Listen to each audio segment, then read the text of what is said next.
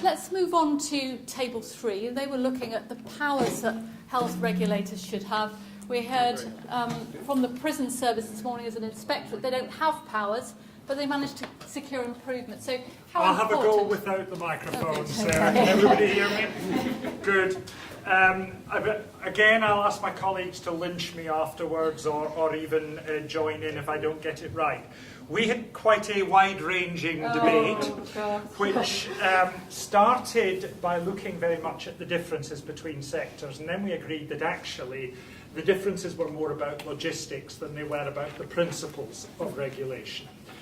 We decided that the question needed tweaking slightly to include the phrase "and responsibilities" alongside powers. And while that might be implied, perhaps it needs to be more explicit that there are some responsibilities in there.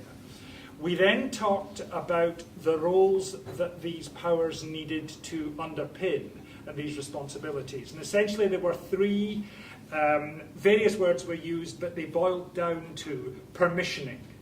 In different parts of the system, it's about licensing someone to do something, etc. In other words, it's giving someone the permission to pursue the trade that they're in to do. The second one was checking. In other words, it's are they doing it according to those standards? And the third one, which is possibly the most controversial, is improvement, encouraging improvement and forward movement all the time. And all of the powers and responsibilities are there to underpin those. We then talked about the fact that it's about it working as a system. The debate that was coming up this morning that we were hearing about earlier. Essentially that the system, regulation, works as a system, and here I'm adding in a comment to try and illustrate it, which is, first of all, that is sensitive enough to pick up what is relevant, and specific enough that what's picked up is genuinely relevant to the process. In other words, old-fashioned public health concepts of sensitivity and specificity. So that was what it boiled down to, and I think we came to a consensus that there was an issue about logistics perhaps being different between systems, and that really there are not differences in principle. Actually, if we were all the same, then the nuclear industry would just be pushing patients through the reactors for cancer, and the clinical oncologists in the hospitals would probably be manufacturing power during the weekends. Yes, indeed, indeed. They are regulating a product, not a service. So it's a product, and therefore, what is the purpose of regulation? What is it that regulation is trying to achieve, and what is the shared endeavour between those who provide and those who regulate the provision?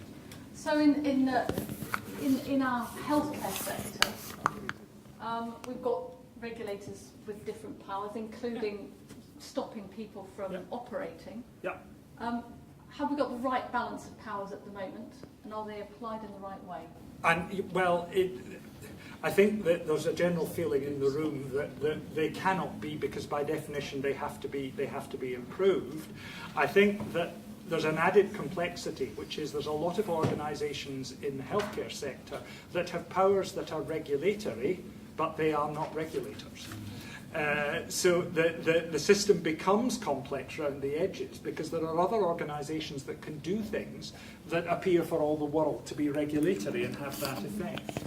What about the issue that Alistair's raised, but also was mentioned this morning, this point about trying to get regulatory more focused around a system rather than institutions, because that would enable patient experience that crosses organisational boundaries to be picked up. It's a nice thing to talk about. How realistic is that in practice? Is it easy to do? I think this came back to the point that I made, but probably not very well earlier, about market structure, because where regulation has to focus where the accountability sits. And the accountability currently for what patients experience is very fragmented.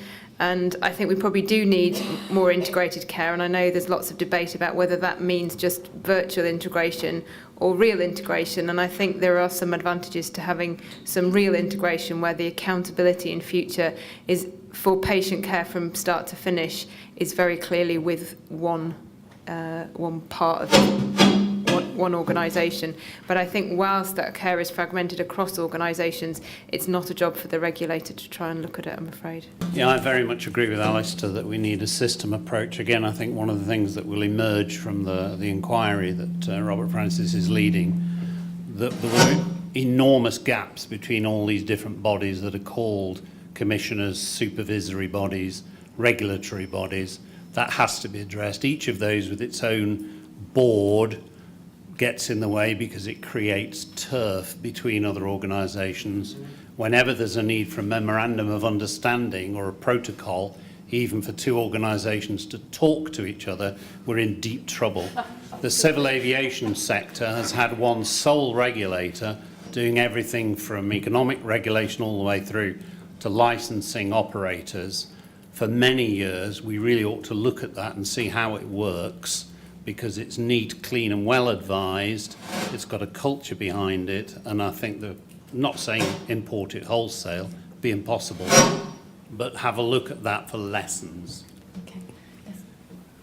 John Coates from the Foundation Trust Network. I think if we want integration, and I think we do want integration, then it's going to need to be providers that lead on that, because we've had now the purchase provider split since 1990, commissioning more recently, but it's been 20 odd years and it hasn't delivered in terms of integration. Commissioning isn't working for the system. Well, you could argue there's nothing to stop providers doing that either. Absolutely.